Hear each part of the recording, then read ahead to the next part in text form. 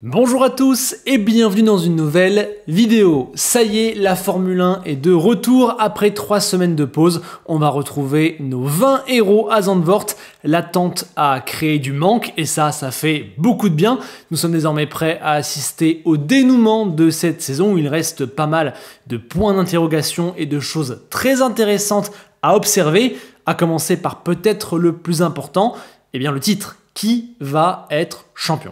Et oui, cette année, il y a du suspense. Alors, je sais, Max Verstappen est en tête, c'est lui qui a remporté les 3 derniers titres, qui a remporté aussi 41 des 56 dernières courses, qui n'est sorti que 4 fois du podium depuis le début de la saison dernière et qui a en plus 78 points d'avance. Alors voilà, pourquoi est-ce que ça changerait ? Eh bien parce que cette saison, la dynamique est très clairement différente. On a 3 ou 4 équipes qui se battent pour les victoires chaque week-end, 4 pilotes différents de 3 équipes différentes qui ont remporté les 5 derniers Grands Prix et surtout Verstappen qui n'a remporté aucun des 4 derniers Grands Prix, une première depuis 2020 avant qu'il ne soit champion pour la première fois, avant qu'il ne domine. La domination Red Bull et le manque de suspense, c'est de l'histoire ancienne. Désormais, McLaren a la meilleure voiture, Mercedes est également de retour dans le match et même Max Verstappen sent que les choses ont changé avec des déclarations récentes où il se montre un petit peu inquiet. Je cite, « À partir du moment où nous ne pouvons pas gagner les courses,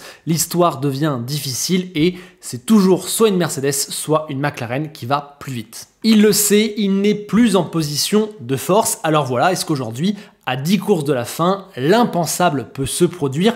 Est-ce que son avance est suffisante? Est-ce que Max Verstappen peut perdre le titre? Voici pour moi les 6 points clés sur lesquels on va pouvoir répondre à cette question, sur lesquels le championnat va se jouer. Alors déjà, il faut répondre à une question, même si elle peut sembler évidente. Qui sont ses adversaires potentiels ?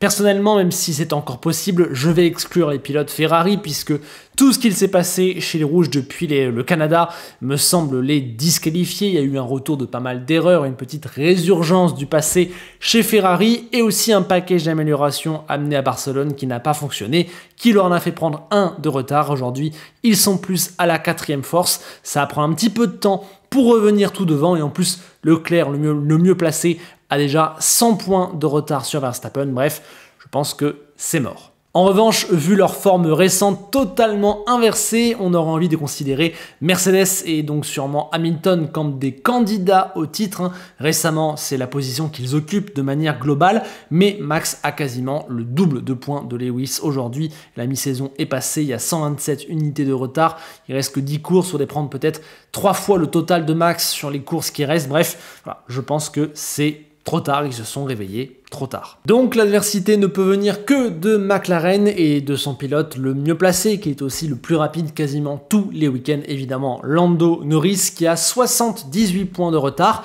C'est pas mal, mais en 10 Grands Prix, ça se fait, surtout quand on possède la meilleure machine, tout aussi serrée la compétition soit-elle. On n'a donc encore pas totalement commencé le travail de cette vidéo que Max Verstappen a déjà un avantage, en plus de ses 78 points d'avance, c'est qu'il n'a qu'un adversaire à surveiller, Lando Norris. Il ne va avoir qu'un feu à couvrir et on l'a vu dans la course, dans le week-end de Spa qui a été compliqué avec la pénalité, une course où il a été bloqué. Finalement, il n'avait qu'à se concentrer sur Norris et à l'arrivée, malgré un week-end galère, il n'a rien perdu au championnat. En plus, les pilotes Mercedes et peut-être Ferrari à l'avenir peuvent embêter Lando Norris et lui piquer des points. Bref, c'est un scénario qui est clairement rêvé pour Verstappen dans la quête de la défense de son 4e titre. Allez, on attaque les clés du championnat sur les 10 courses restantes dans l'ordre des points qui me semblent du moins important au plus important. Et en 6e position, j'ai placé les types de circuits. Il en reste 10, mais je ne crois pas que la différence se fera sur ce genre de caractéristiques ou sur les types de virages. Alors évidemment, il y a Monza, Bakou, Mexico ou Singapour par exemple qui seront des circuits évidemment particuliers, différents des autres où la hiérarchie peut bouger un petit peu. Mais bon, ça représente quand même 40% des courses, mais j'étais à penser que les différences resteront marginales et que les types de circuits, voilà, c'est beaucoup moins prépondérant là en 2024 que ça ne l'était par exemple sur la fin de saison 2021. En vrai, ces derniers temps, peu importe le type de circuit, et les dernières courses ont montré plusieurs configurations de pistes, et bien la hiérarchie a toujours été sensiblement la même. À Spa, en Hongrie ou en Autriche par exemple, on avait McLaren plutôt en force numéro 1 et derrière une bataille assez serrée entre Mercedes et Max Verstappen. On peut donc dire que là-dessus, il y a plutôt un avantage McLaren qui a la meilleure voiture sur la hiérarchie globale et qui va donc bénéficier du fait que les types de circuits ne vont pas vraiment compter énormément à mon sens. Ils ont les cartes en main pour chaque week-end gérer, jouer la victoire en termes de performance pure. En revanche, attention, et c'est ce pourquoi à mon sens ce point est d'autant plus négligeable, c'est que cette saison, peu importe un petit peu le type de circuit, le plus important c'est la position en piste à cause des difficultés à se doubler avec l'air sale et à cause de la prépondérance stratégique. Et on sait que lorsqu'on est devant, on peut dicter la stratégie au lieu de la subir. On a vu plein de courses se décider grâce à ça. McLaren a donc le meilleur potentiel, mais pour pouvoir l'exprimer, il faudra être en tête à la fin du premier relais. On a vu à quel point c'était primordial cette année. Ça veut donc dire bien se qualifier et prendre de bons départs. On n'est pas dans une saison comme 2019 par exemple, où Mercedes allait gagner la course un petit peu, peu importe là où il partait. Là non, McLaren est censé pouvoir le faire, mais avec toutes les caractéristiques que l'on vient d'évoquer, peu importe le circuit, faudra être excellemment bien passé dès le début. Deuxième point, l'absence de Sergio Pérez. C'est un souci récurrent et désormais voilà, c'est très clair. Il y a 7 pilotes de top team et non pas 8. Spa est la preuve ultime de cette situation. Il n'y a plus rien à espérer puisqu'il partait deuxième. On s'est dit que peut-être ça allait mieux en plus vis-à-vis de son comportement dans la voiture. Et finalement, il a fait que glisser. Il a terminé 8e sans jamais pouvoir peser sur la course. Ça veut clairement dire pour moi qu'il ne pourra plus dans aucun cas de figure compter. Et ce, même si peut-être il fait des progrès ou que Red Bull tend à l'aider en apportant notamment des anciennes pièces pour peut-être lui faire retrouver plus de confort. Pour moi, très clairement, Max Verstappen sera seul face à 2 McLaren et face à tous les autres qui peuvent peut-être venir se mêler à la lutte pour la victoire ponctuellement. Et ça, clairement, c'est un avantage pour Lando Norris. Oui, mais bon, vous allez me dire, et vous aurez dans un certain sens plutôt raison, bah ouais, mais c'est Max Verstappen, il est habitué à ne pas avoir vraiment de coéquipier pour l'aider, il peut très largement se débrouiller seul, il n'en a pas besoin, il l'a prouvé. Oui, c'est clair, mais dans le contexte actuel, avec une Red Bull beaucoup moins forte, avec 7 pilotes capables de jouer la victoire dans des courses où la stratégie est clairement prépondérante et où être bloqué derrière un numéro 2 peut changer toute la phase d'une course, eh bien je pense que ce n'est pas un luxe désormais d'avoir 2 voitures pour la stratégie, mais c'est plutôt une nécessité si tu veux gagner. Il va leur manquer cet élément primordial dans certaines courses et regardez l'exemple de Spa. Si Mercedes a fait un doublé avant la disqualification, c'est parce que ce jour-là, leur deuxième voiture était la meilleure des deuxièmes voitures et a pu dicter une stratégie inversée qui a à la fois aidé la deuxième voiture mais aussi la première puisqu'elle a obligé les autres à réagir en fonction de Russell. Bref, c'est très important cette année de jouer à 2 pour aller chercher les victoires quand c'est aussi serré. Au moins, Pérez va pouvoir être un testeur de l'extrême pour Verstappen. Ils vont l'envoyer au 10e tour sur les pneus hard pour voir comment il se dégrade. Et ça va apporter beaucoup d'infos, certes. Mais bon, je pense que ces infos-là, elles vont servir aussi aux autres équipes, même si elles sont peut-être un petit peu moins précises.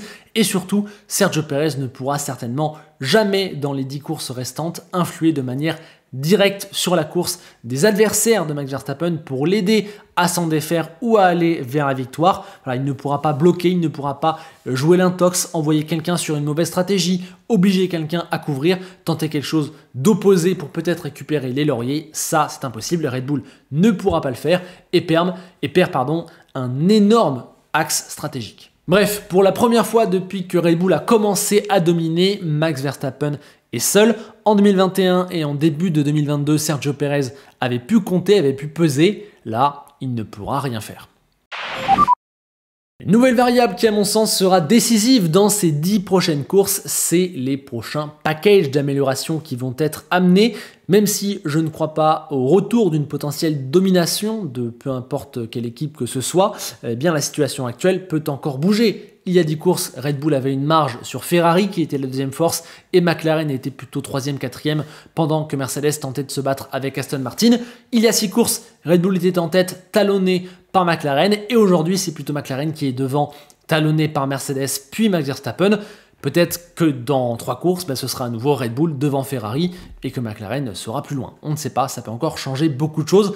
On le voit avec la manière dont ont été écrites ces nouvelles règles. Le championnat n'est plus figé. Prenez la situation d'il y a 1 an à Spa. Red Bull écrasait tout de manière vraiment éclatante alors que Verstappen avait une pénalité. Ferrari était seul deuxième. Mercedes se battait avec Aston. McLaren faisait seulement son retour parmi les top teams.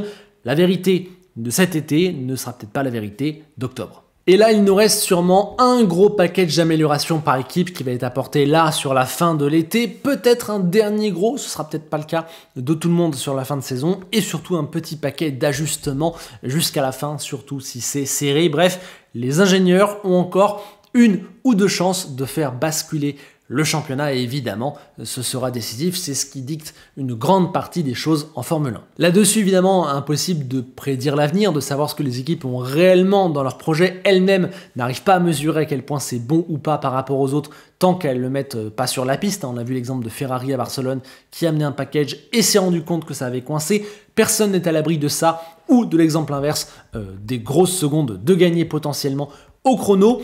Mais si on peut se baser sur les dynamiques de développement là récentes sur les derniers mois, peut-être même sur la dernière année, eh bien ça plaide clairement en faveur de McLaren qui est clairement dans une bonne dynamique, qui ne cesse d'avancer, quand Red Bull, elle, connaît plutôt une sorte de plafonnement. Et justement, c'est la question qui leur fait peur. Est-ce qu'ils n'atteignent pas progressivement la fin du plafond de leur concept ? Récemment aussi, Red Bull semble peut-être avoir perdu les 2-3 petits secrets qu'elle avait sur 2-3 aspects techniques de la voiture qui lui permettaient, depuis l'introduction de ces voitures à effet de sol, d'avoir un avantage sur les autres. Ça semble avoir disparu. Bref, on surveillera l'évolution des écarts en termes de performance pure. Évidemment, ils ne seront pas les mêmes au fur et à mesure des 10 courses et jusqu'à Abu Dhabi. Et ça va évidemment dicter une belle partie du championnat. Bon, et puisqu'à un moment donné, être champion, c'est simplement aussi une question de mathématiques, eh bien parlons de l'aspect comptable. À quel point est-ce faisable? Qu'est-ce qui peut se produire à partir de la situation actuelle? Eh bien là aussi, c'est un petit peu compliqué puisque 78 points en 10 courses, ça me semble être pile poil le total qui est un petit peu dur à rattraper quand même, mais qui dans l'autre sens, quand tu as ça d'avance, ne te permet pas d'être complètement serein. On est pile, je pense, pile dans la zone limite et on verra dans 2-3 courses si ça n'a pas bougé. Là, on pourra dire que c'est bon, ça sent vraiment bon, mais pour l'instant, eh bien, rien n'est encore fait. Les prochaines courses vont dicter de quel côté ça penche et si c'est pas du bon pour Verstappen, alors ouais, y a danger. Après 78 points, c'est quand même 2 victoires et demie à rien à rattraper en 10 courses. Hein. C'est quand même conséquent, c'est une bonne visualisation de cet écart, c'est beaucoup.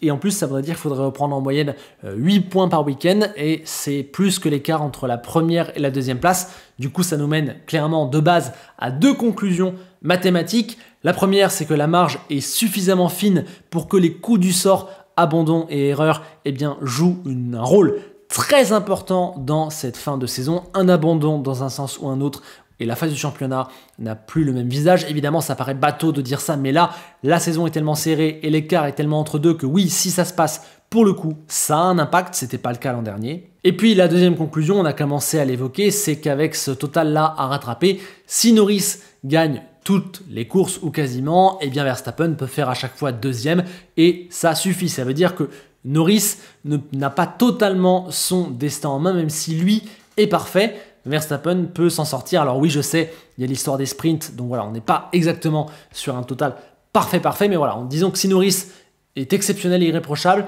il n'est pas sûr d'être champion, il va falloir d'autres éléments, et ça c'est un bon point évidemment pour Max Verstappen. Bon, maintenant qu'on a dit ça de base, on va se dire aussi que d'un point de vue réaliste, Lando Norris ne va pas gagner les 10 courses restantes et surtout que la compétition est bien trop serrée pour que la lutte ne se passe qu'entre la voiture de Norris et la voiture de Verstappen. Ils ne vont pas monopoliser les deux premières places tous les week-ends, à moins qu'il y ait un grand changement dans les hiérarchies. Va y avoir Piastri, va y avoir les Mercedes, va y avoir peut-être aussi les Ferrari dans un avenir proche qui vont réussir à se mêler. Va falloir composer avec plus de monde et les scénarios de course vont être bien plus riches, les scénarios de redistribution de points aussi. Même si donc a priori le titre devrait se jouer entre 2 pilotes, sur la piste ce n'est pas vraiment un 1v1 et ça c'est pas à l'avantage de Lando Norris qui ne pourra pas complètement calculer à la manière de ce qu'Hamilton pouvait calculer sur Verstappen quand il tentait de revenir en 2021, Vettel pareil sur Button en 2009, ça il ne pourra pas le faire, c'est compliqué.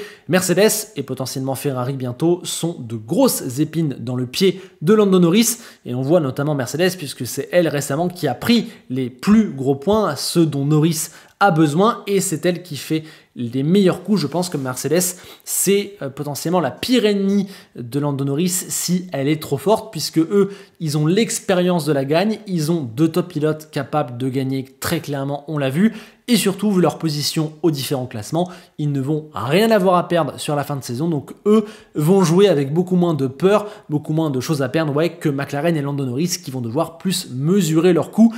Donc attention pour Lando, il faudrait que Mercedes soit suffisamment forte pour enlever des points à Verstappen, mais pas trop, pour ne pas venir mettre en l'air son potentiel championnat parfait. Cela nous ramène à nos maths et à une troisième conclusion. Lando Norris va être obligé de gagner sur les 10 courses restantes au moins 5, 6, 7 courses s'il veut espérer jouer vraiment le titre, et surtout, en plus de ça, ce qui serait déjà absolument énorme, il va devoir espérer que Verstappen sorte régulièrement du top 3. C'est deux conditions sine qua non. Et pour l'instant, ce n'est pas la tendance. Si on prend depuis Imola, ou selon moi depuis ce moment-là, Red Bull a une moins bonne voiture que McLaren, et ben Norris il a perdu 25 points sur Verstappen sur cette période. Si on prend depuis Barcelone, il a perdu 15 points. Et récemment, où Red Bull galère vraiment sur les 3-4 dernières courses, et bien Lando Norris n'a repris que 6 points. Voilà, à ce rythme-là, c'est pas assez. Lando Norris va falloir gagner et profiter de courses où Verstappen sort du podium. Avant-dernier point, le niveau de Max Verstappen. On connaît le bonhomme, il suffit de reprendre les chiffres qu'on a cités au début de la vidéo pour voir à quel point il est absolument irrémédiable depuis 3 ans. En plus là, il a de l'avance, donc finalement, pourquoi est-ce qu'on tremblerait pour lui, sachant que lui ne tremble pas vraiment, même si évidemment, il est concentré. Mais il faut le dire, cette saison, la donne a changé et il ne peut plus faire comme avant. Il n'a plus la voiture qui lui permet d'aisément maîtriser tout le monde. Il va devoir être plus sur la défensive, parfois limiter les dégâts et adapter ses courses au contexte, aux différents contextes qu'il va rencontrer avec une voiture qui, normalement, sur la plupart des week-ends, sera en dessous. Et ça, c'est totalement différent et ça peut peut-être vite dégénérer. Et ça, je pense que c'est le plus dur pour lui. Il ne jure que par la victoire, ne peut se contenter de rien d'autre. Alors évidemment, il saura aller chercher les points si à la fin il peut être champion, mais ne pas gagner, ne pas jouer la victoire réellement sur un total de 10-15 courses, ça Verstappen, je pense qu'il peut avoir beaucoup de mal à le faire. C'est son peut-être potentiel point faible. Il a du mal à accepter le niveau déclinant de sa voiture et souvent, quand ça ne va pas, il est son propre pire ennemi. Par exemple, je pense que le Max qu'on a vu à Budapest peut perdre le titre. Il est de mauvaise humeur, il est incapable de passer au-dessus, de faire avec les difficultés du jour de sa machine. Il est complètement borné, buté, engagé dans une bataille de punchline à la radio. Il est complètement impatient sur la piste, ce qui lui fait perdre de précieuses secondes et des positions. En plus, il fait des erreurs et donc à l'arrivée, il perd des points. Il ne pourra pas se permettre de faire ça trop de fois sur la fin de la saison. Au contraire, il faudra plutôt qu'il soit le Verstappen de Barcelone, de Silverstone, qui, avec une machine pourtant en dessous sur le papier, a patiemment attendu son heure, a construit son succès, n'a pas élevé la voix, a montré son meilleur niveau et a fini à la fin par décrocher un résultat meilleur que le niveau de la voiture qui a justifié des applaudissements de la part de tout le monde. Le fait de ne plus dominer lui donne l'occasion de rappeler à tout le monde sa juste valeur, de nous prouver que vraiment il est devenu parfait après des années de formation en Formule 1. Désormais, ça fait 10 ans qu'il est là. Au début, c'était brouillon malgré le talent. Après, il a appris. Ensuite, il est devenu champion. Ensuite, il est devenu imbattable. Et maintenant, on va voir s'il est parfait. Il ne doit plus être le Max de 2018. Lorsque les choses redeviennent compliquées, il ne doit plus être le Max de Budapest. Ne pas perdre pied, accepter les choses avec plus de philosophie, accepter les soucis de son équipe par moment et la jouer intelligemment. Ce sont les clés à disposition de Max Verstappen pour peser sur la fin de championnat, peu importe le niveau de sa Red Bull. Et je pense qu'il faudra surveiller son caractère. Il peut parfois jouer contre lui-même. Et puis donc selon moi pour finir, l'élément qui va le plus décider de l'issue du championnat, c'est évidemment la capacité de McLaren et de Lando Norris à avoir appris des derniers mois, d'avoir fait leur mue et d'être désormais parfaitement prêts pour jouer un titre. On a beau parler et calculer, vu la physionomie des dernières courses, je pense que ça s'est joué récemment et ça va se jouer sur ça, sur leur capacité à avoir appris des dures leçons qu'ils ont pris dans la tête ces derniers temps pour enfin désormais maximiser et arrêter les bêtises qui leur barrent pour l'instant la route du succès. Parce que si on estime, et c'est mon cas, qu'ils ont la meilleure voiture depuis le package apporté à Miami, eh bien la liste des ratés fait mal, je l'ai noté rapidement ici. La pole d'abord qui leur passe sous le nez à Imola et Monaco, ce qui coûte cher, mais bon, ça va encore, c'est pas vraiment des erreurs de leur part. Ensuite, il y a la safety car qui est mal tombée, mais qui a été aussi un petit peu mal gérée, ainsi que la stratégie au Canada. Il y a le départ raté de Norris à Barcelone, la stratégie moyenne et l'incapacité de doubler en Autriche, l'immense erreur stratégique et les petites gaffes à droite à gauche à Silverstone, la cacophonie de Budapest où ils ont quand même fait le doublé et la mauvaise qualif et la mauvaise stratégie de Spa. Voilà, ça fait beaucoup. On peut chiffrer ça à au moins 4 ou 5 victoires perdues depuis Miami et un delta de points qui mettrait Lando Norris sûrement plus à 40 ou 50 points de retard que presque 80, et ça fait mal. On l'a dit, depuis qu'ils ont la meilleure voiture, depuis Miami, eh bien, ils ont perdu 25 points sur Max Verstappen, donc ça, c'est très compliqué. Pour l'instant, c'est un bien beau gâchis. Alors oui, ils ont l'excuse que ni Norris ni McLaren n'ont joué cette situation par le passé, ne sont pas encore prêts. C'est clair, l'équipe elle a totalement changé pour tirer un trait sur un passé récent qui était catastrophique. Et Lando Norris, lui, n'a jamais eu une voiture capable de jouer devant à ce point. C'est une vérité, ça plaide en leur faveur. Malgré tout, au moment du constat, eh bien, ça leur coûte extrêmement cher. Les 78 points ne seront rattrapables que s'ils ont réellement appris et s'ils corrigent leurs erreurs. McLaren doit être plus franche, mieux gérer ses qualifications, enfin rivaliser stratégiquement avec Mercedes et Red Bull. On voit que pour l'instant, il y a un bel écart. Et Norris, lui, ne doit plus trembler dans les moments importants, que ce soit le dimanche, mais aussi le samedi.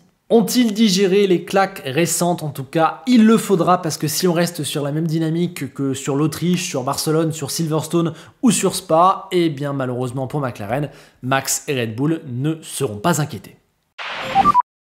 Pour conclure, il y a pas mal de bons points à distribuer dans les deux camps, mais on peut quand même dire que sur le papier, c'est plutôt Lando Norris qui a les cartes en main, puisqu'il a une voiture plus performante partout, je pense que ce sera le cas, une meilleure dynamique d'équipe en tout point, sportif et hors piste.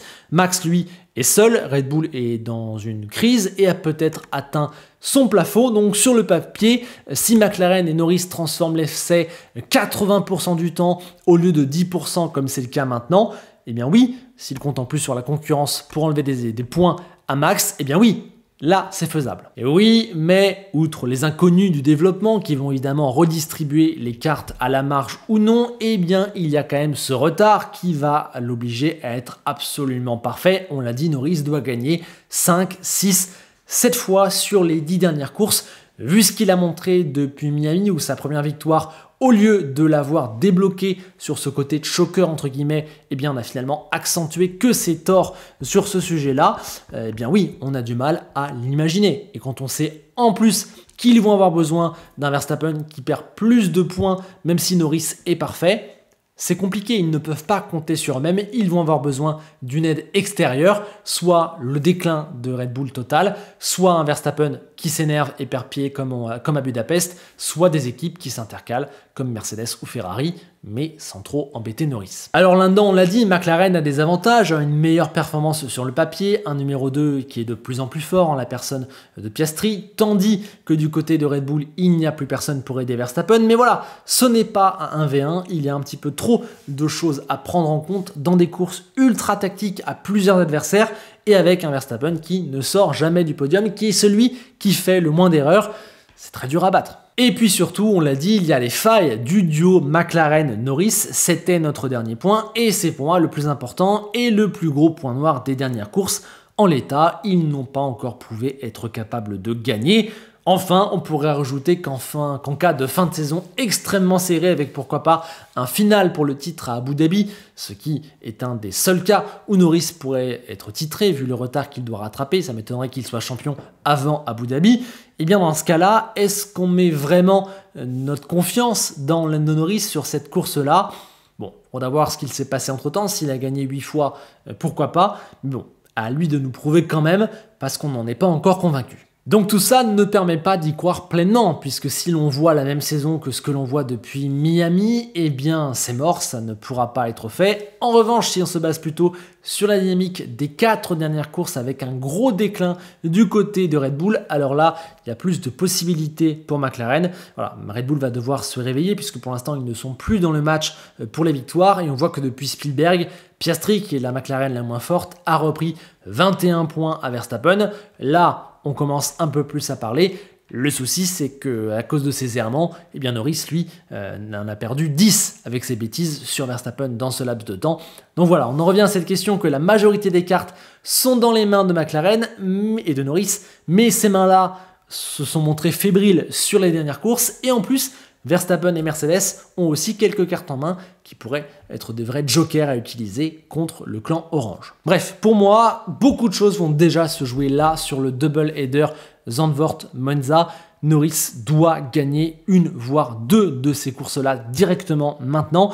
Si McLaren ne tape pas du poing sur la table et si après ces 2 courses, on n'est pas plus proche des 50 points de retard que des 70-80, bon là ce sera mort. Sinon, alors oui, 50 points, 8 courses, ouais, avec 2 victoires de Norris, là, peut-être qu'on peut commencer à se dire que c'est vraiment faisable sur la base de tous les arguments qu'on a évoqués jusqu'à présent. Donc voilà, vraiment, c'est maintenant quasiment que ça se joue. Mais bon, mon prono final, c'est que ça va être un petit peu trop dur peut-être en vertu du niveau de Verstappen, des doutes qu'on a encore sur McLaren, de plein de petites choses.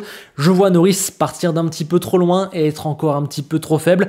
Je le vois bien finir fort, finir mieux que ce qu'il n'a fait ces derniers temps, rempocher 3-4 victoires. Mais ce ne sera pas suffisant pour embêter de manière trop dure un Verstappen qui va continuer d'assurer. Et donc je le vois échouer à 35, 30, 40 points dans ces eaux-là avec des derniers Grands Prix intéressants où on va pouvoir y croire, mais finalement non. Allez, petit bonus avant de se quitter, qu'en est-il du constructeur où c'est encore plus serré et qui nous intéresse quasiment tout autant, vous le savez? Eh bien là, si on suit la logique, ça devrait être pour McLaren. Ils ont 42 points de retard et viennent d'en reprendre 47 sur les 4 dernières courses. En plus, on a Perez qui coûte extrêmement cher dans ce domaine-là à Red Bull et qui ne pourra plus compter, tandis que Piastri, lui, engrange de plus en plus de points et est de plus en plus fort. Ça semble clair et net. Et en vrai, même si Red Bull redevenait la meilleure force sur le papier et rempochait des victoires, eh bien, ils sont toujours à 1 contre 2. Alors évidemment, plein de choses peuvent mal se passer pour McLaren, mais disons que pour moi, clairement, aujourd'hui, ils sont favoris. J'aime bien l'expression anglaise qui dit que c'est leur championnat à perdre. Voilà, le championnat, entre guillemets, leur appartient et c'est à eux de le perdre plutôt qu'à eux d'aller le gagner. Je vois bien la chose comme ça. Je pense sincèrement que ça peut être le premier titre constructeur de McLaren depuis 2008. Eh bien non, pas 2008, puisque ce titre-là avait été enlevé à cause du Spygate. Il faut remonter à 1998, 26 ans sans titre pour la 3e équipe la plus titrée de l'histoire, qui égalerait alors Williams avec 9 championnats constructeurs. Bref, si ça se passe, et je pense que ça devrait se passer, ce serait absolument historique. Alors évidemment, j'ai pas envie d'enterrer Ferrari qui finalement n'est qu'à 60 points de Red Bull et 20 de McLaren, donc comptablement c'est totalement faisable, mais sur la base de ce qu'on a dit en début de vidéo, je ne crois pas qu'avec leur forme récente et les difficultés qu'ils doivent encore gommer, ils soient capables d'aller suffisamment vite de l'avant pour rattraper McLaren. Je pense plutôt qu'ils regardent derrière en espérant que le retour de Mercedes ne soit pas trop chaud pour leurs fesses. Et voilà, c'était mon avis sur la lutte au titre. Je pense très sincèrement qu'il y en a une et que là, dans les 2 prochaines courses, on va savoir à quel point McLaren et Norris peuvent la mener. Je pense que Max peut perdre. Il y a de très bons arguments qui amènent à penser ça. Ça ne va pas fort du côté de Red Bull en ce moment. Bref, on va vite être fixé. Et maintenant, je veux vos avis en commentaire. Donnez-moi l'écart que selon vous il y aura entre Max et Lando à la fin du championnat et surtout en la faveur de qui il sera. Sur ce, bonne reprise et bonne fin, bon dernier tiers de championnat à tous. Je pense qu'on va se régaler, il y a encore plein de choses à voir. Pensez à liker cette vidéo s'il vous a plu, à vous abonner si vous voulez me soutenir. Et on se quitte avec Enzo Ferrari qui note que Ferrari attend elle son dernier titre constructeur depuis 2008 grâce au Spygate, donc si McLaren en prend un, ça va vraiment faire mal. Finalement, Ferrari attend un titre constructeur depuis quasiment aussi longtemps que Renault. À bientôt.